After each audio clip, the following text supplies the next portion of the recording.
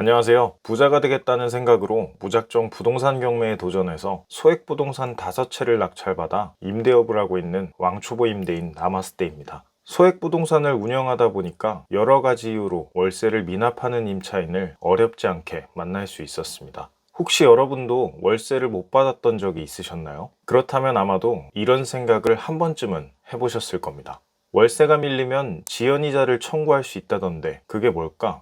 이 영상을 끝까지 보신다면 지연이자를 계산하는 방법과 지연이자에 대한 불편한 진실을 알게 되실 겁니다. 먼저 지연이자란 손해배상금이라고도 하며 연체이자라고도 합니다. 쉽게 말하면 월세가 밀린 날짜만큼 이자를 계산해서 임차인에게 청구할 수 있는 비용을 말합니다. 그리고 많은 초보 임대인 분들이 그 다음 궁금해하시는 질문은 다음과 같을 겁니다. 임대차 계약서에 지연이자 조항이 없는데 저도 청구할 수 있나요? 결론부터 말씀드리면 계약서에 지연이자 조항이 없어도 민법에 따라 최소 5%는 청구할 수 있습니다. 그렇다면 지연이자는 어떻게 계산하는 걸까요? 지연이자는 대한법률구조공단 사이트를 이용하면 쉽게 계산해 볼 수 있습니다. 참고로 홈페이지는 영상 아래 더보기란에 링크를 남겨두겠습니다. 먼저 사이트에 접속해 주겠습니다. 이어서 법률 정보, 소송 비용 등 자동 계산 클릭해 주겠습니다. 그리고 아래에 이자 계산란으로 이동해 줍니다. 우선 예시로 월세 30만 원이 3달 동안 연체되었다고 가정해보고 계산해 보겠습니다. 이율은 계약서에서 별도로 약정을 하지 않았다면 5%를 적어주시면 됩니다. 마지막으로 계산하기를 누르면 이자 계산은 끝납니다.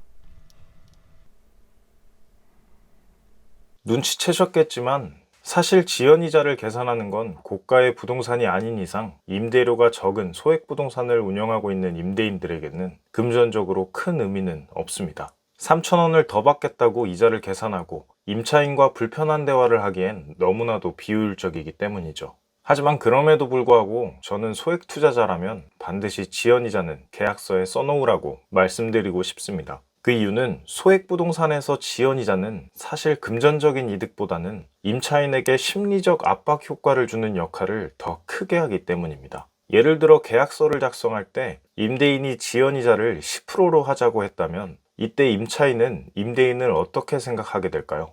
저라면 아마도 이번 임대인은 생각보다 쉽지 않겠구나 라는 생각을 할 것 같습니다. 그리고 이때 임차인은 월세를 안 내면 밀린 시간만큼 금전적으로 손실이 커진다는 사실도 정확히 알게 되겠죠. 심리학자이자 노벨 경제학상을 받은 데니얼 카너먼은 이런 말을 했습니다. 인간은 이득보다 손실을 피하기 위해 행동한다. 즉 사람은 이득보다 손실에 더 큰 반응을 한다는 뜻이죠. 이 말은 어떤 손실이 있을지 미리 알려준다면 상대방은 그 손실을 피하기 위해 적극적으로 행동하기 때문에 월세를 연체할 확률을 낮출 수 있다는 말과도 같을 겁니다. 그리고 여기서 지연이자까지 계약서에 적는 건 정말 너무한 거 아니냐라고 생각하는 분들도 분명 있을 거라고 생각합니다. 사실 저도 처음엔 그랬습니다. 하지만 지금까지 임대업을 해보니까 이제 조금은 알겠더라고요. 나중에 기회가 되면 다른 영상에서 하나씩 말씀드리겠지만 임대업을 하면서 세상에는 정말 다양한 사람들이 있고 임대인은 항상 만일의 사태에 대비해야 된다는 것을 깨달았습니다.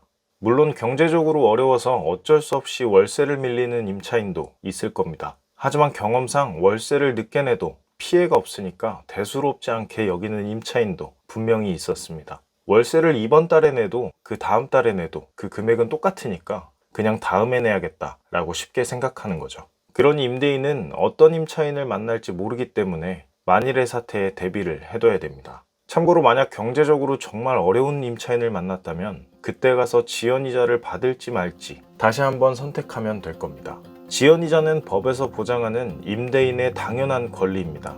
그러니 앞으로 계약서를 작성할 때는 꼭 지연이자를 적어보시기 바랍니다. 끝으로 이 영상이 어딘가에서 고군분투하고 있을 저와 비슷한 왕초보 임대인들에게 작은 도움이 되었으면 좋겠습니다.